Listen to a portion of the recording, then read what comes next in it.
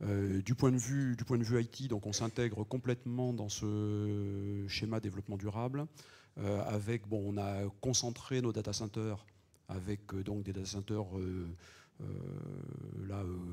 reconçus pour être économes et des technologies type free cooling par exemple.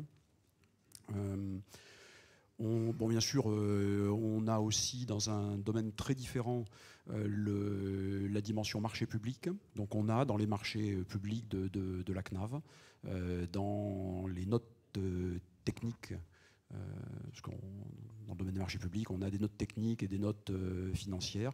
On inclut depuis maintenant quelques années un pourcentage. C'est pas facile à gérer d'ailleurs, c'est plus facile à gérer pour les matériels, où il y a quand même un peu de label et des choses comme ça. Sur toute la prestation de service, c'est beaucoup plus difficile à évaluer, mais on essaie de le faire.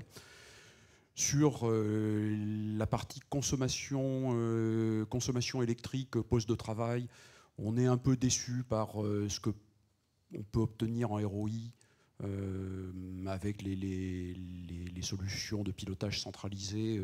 Nous, on avait depuis longtemps des systèmes qui éteignaient les postes de travail à une certaine heure. Des systèmes plus sophistiqués, on a des ROI sur 10 ans, 12 ans. Ouais, voilà, si on applique le ratio de tout ce qu'il y a le ratio, on lance le projet rentable à un an, c'est bon.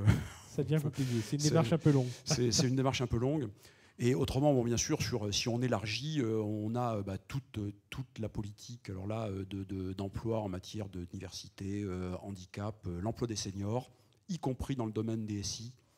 On peut employer des collaborateurs, on peut recruter des collaborateurs extrêmement performants et utiles, âgés de plus de 50 ans. C'est une politique active que l'on mène.